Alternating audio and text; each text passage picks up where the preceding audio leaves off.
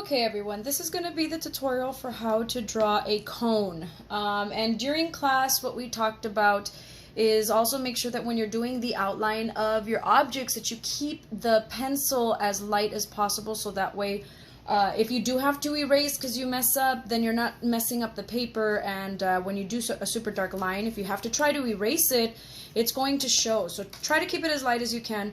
First step is just going to be to go ahead and draw the top part of a triangle. Size-wise, remember we said somewhere between 2 inches, 2.5. That's a good size because the cone is as far as how it narrows from the top, it's going to be less of surface space to do shading. So we do want to make sure that we get it a good size. That's why on this one we're doing it just a tiny little bit bigger compared to the sphere, which was a 2-inch in diameter at least. So this one's at least like about 2.5 would be better. Okay, so I am gonna draw a second one. Just make sure that when you draw your second one, I'm lining it up. You don't necessarily have to. It can be anywhere on your paper. I'm just putting it for the sake of right next to its side, so you guys have the actual example of where the lines are going to be right next to it. Okay, so for my sake of having it side by side, yours can be like this, up and down. It doesn't matter because this is just practice. Okay, right now we're not thinking about design. Now at this point, what we're going to end up doing is the best way to do this, just to make sure that you have the correct curve. The same way that we were doing the sphere, you want to do it to the bottom of the cone. Keep it again as light as possible because you're going to get multiple lines as you do this. So it's like I said, you're going to move it round and round and round. And if you weren't here to see this during class, or if you didn't see the presentation, you can always go back to the one that I did for the sphere to see it in more depth. But basically we're just going to do this. Then lightly put your pencil down so you can get them more or less shapes. Notice that I got a couple of them, and the reason for that is because I can choose now. I think this line, how it's not touching, I want to make sure that that goes here. And from here I can go ahead and use this one, which is, this is the one that I like, and this is the one that I like. So that's why it's good to get multiple lines, because then you can kind of look at it to see what works and what doesn't. And then you just erase, because we kept it light. We're going to erase what we don't need. This is not a see-through shape. We're doing solid forms. So for that reason, I am removing the line that goes on the top half. We're only keeping the bottom. Okay. Now, once you have this part of your shape, for those of you guys that didn't have to do that and just went like that, if you're good at eyeballing it to be able to get a good round shape, that's fine. But I was explaining in class that there are some students in the past, and this is again what not to do, so I'll put that right here. They go like this, and then they either go too low, or the other mistake is that they do it very, very little. It has a tiny bit, but it looks more like a triangle. So again, this is what not to do. This is the correct format. All right, so now what we're going to do is we're going to draw the lines that are going to be the indicators for kind of like what we did for the sphere. You know, we didn't necessarily have to do that for the cube because we did just added a little bit of transition on each side. But because this is kind of the same format where it's going to have a highlight, we want to make it look round. We do have to do those lines. Now, I am going to just mention real quick, during the class, I was able to fit about 5. So you just want to draw little tiny dots just as a guide because you want to see how many you can fit. Some people, like, in all honesty, I'm going to just put 4 in this one. Some people put 5, maybe, and I'll show you. I'll put 5 on this one that I'm actually going to shade so you can see what I mean. So this one will fit 5. It just depends on you of how close you are putting the lines. But 5 to 4 areas are going to be good, okay? So this I'm going to go ahead and just make sure that you understand as far as explaining that they always have to go back to the point. So you want to make sure that you take this dot, and I'm just going to go up and keep it again as light as possible because we don't want to have to be erasing. And I always want to go to the top point, okay? It's very important that you continue going in that direction. If they don't line up 100%, you will be able to see it. I mean, for those of you guys that understand shading and so forth, like you see how this one's just a little bit off, we can fix that. That's no problem. But this is just the example so you can see where they're going. So I'm going to try to be very careful to make sure that on this one that I'm going to shade, that they go back to the point. Okay, so it's because my pencil is not very sharp, so that might be another reason if you're not being able to get it up to the point. But I'm not going to sharpen this because it's like I said and I explained that the only time we need a point on our pencil is if we're going to clean up edges. And at this point, because I'm going to start with the shading for the actual grays, I don't want to point, okay? Usually what I do is I'll fill in all of the grays first, and then I'll sharpen my pencil last, and then just do all edge work only. That's probably the best recommendation I can give you for that, because when your pencil is not so sharp, you're able to make those grays a little bit smoother. So at this point, what I'm going to do is I'm just going to go ahead and apply my grays. Remember, circular motion. I am going to use this second section here as my white. So kind of like what we did on the sphere, except the sphere goes all the way around. We just have to concentrate on filling the long areas with a circular motion with the different grays. So it's like I said, it makes sense. If you didn't see the presentation for the sphere, just real quick, basically this is why we did the grayscale first, because this is going to explain to us what gray I should use in each spot. Now, I am not concentrating at the moment with transition. I am only focusing on making sure that the gray that comes next is pretty much the same throughout the entire space. Another thing you're going to notice that because those particular areas were going up to the point, that is going to force for me to get in this little tiny area all the different grays that I probably wouldn't necessarily try to incorporate if I hadn't drawn the lines going up there. So if you know how to draw, like if you've had experience, you probably don't necessarily have to do these lines. I recommend that you at least do it on the first one, and then if you don't have to do it on the second one that you're going to shade, leave it blank and you can try it. But if it doesn't look as good as this one, then you should stick to drawing the lines, just because of the fact being that this is going to force you to incorporate all the grays in here and it will look more 3D, okay? So at this point, this is going to be a lot lighter of a gray, so I'm just going to go ahead and, again, circular motion to try to get it even. And I'm going to work my way all the way to the top. And another factor of doing these lines is to make sure that the movement of the pencil continues to move always to this area. If you're not moving your pencil like this or back and forth, because you'll see on the last section how we'll go dark to light, then you run the risk of doing the shading like this, and this is not what we want. We want to make sure that it always continuously go back to the point, okay? So if you don't have that skill just yet, stick to drawing the lines. That's going to be your best guide.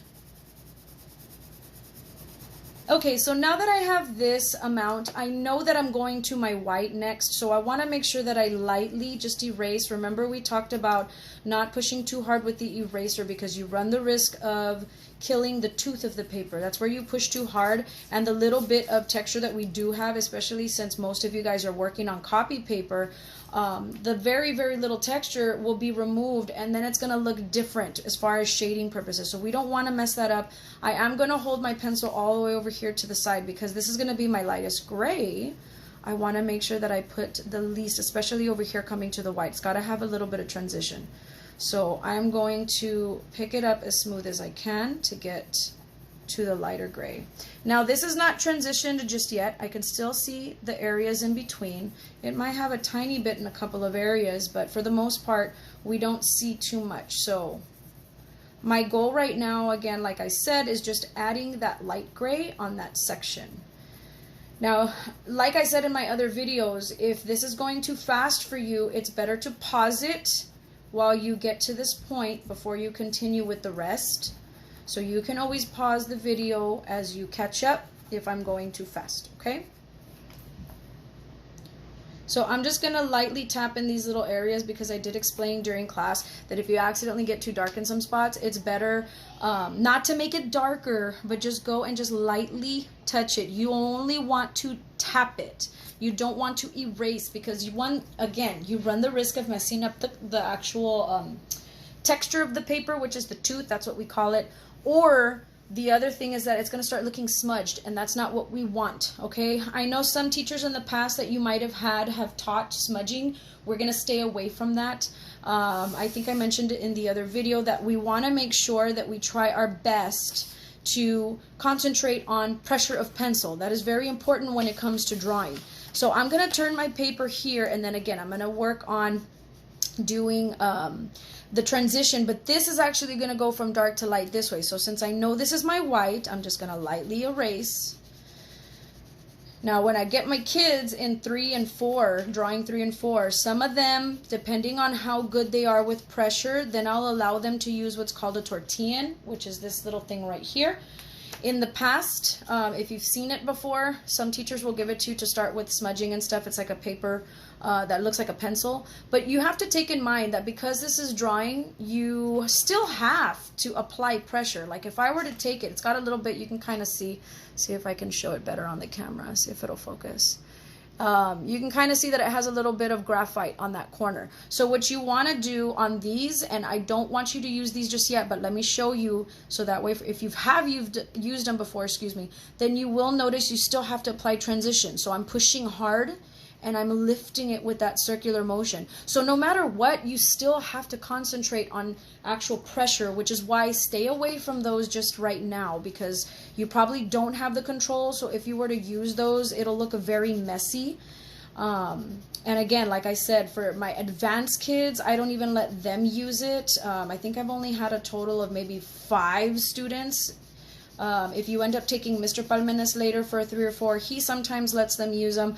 But in this class, I do want you to just, because it's a part 2, I do want you to go ahead and just concentrate on only using pencil for transitions, okay? So I'm going to pick up the pressure as I move towards my white. Remember, if you're struggling to get the light grays, that you hold your pencil different. So actually, I'm just going to go like this first, with the circular motion. They're long oval shapes, but I'm still doing the circular motion so that way it comes out smoother. And then to get to the light gray, I'm actually grabbing my pencil from this side to make sure that I understand that I need to get it lighter so that's less pressure over here. And I'm just going to try my best to get it to the white.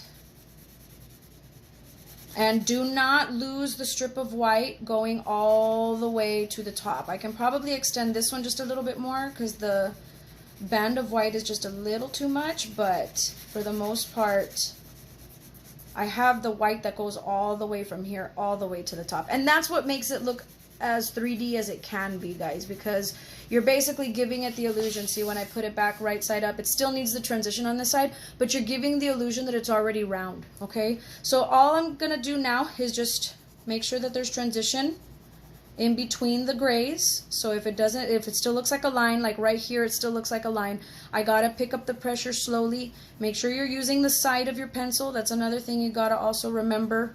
I've already gone over this, but I do have some kids that might be watching this that are trying to catch up. So use the side of your pencil so that it comes out smoother. And if you're seeing little textures of the paper here, that's exactly what we want. That's telling me that you're not smudging with your fingers. That's the worst thing you can do. If you're new to the class, reference my other videos because I explain in those exactly why, okay? I just don't want these other videos to go too long. So those of you guys that are attending the live class, you already understand what I mean by that.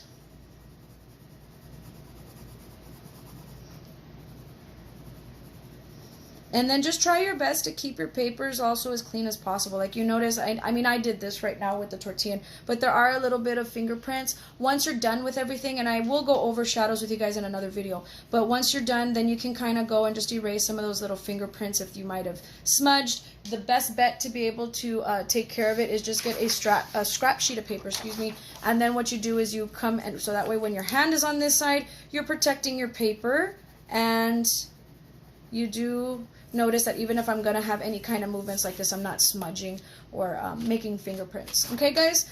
So this is pretty much it for the cone. There are little areas that I can go back, and it's like I said with the other shapes, if you are going to make sure that the transition is completely smooth, excuse me, then what you want to do is you just want to make sure that you go back in just little spots like that with just a tiny bit of pressure, and it should even out. If you are struggling to actually pick up the areas that need to be fixed, I do recommend taking a picture with your phone and look at it on screen. I explained during class that I'm not sure if it is because we are seeing it on a camera phone, which is what we are used to seeing. So if that is the case, then go ahead and take a picture of it, and you can kind of pick some of the spots that might be messed up. Okay, guys? So I'm going to go ahead and end the video there. Make sure you do submit your work soon. I have the due dates online. Thank you.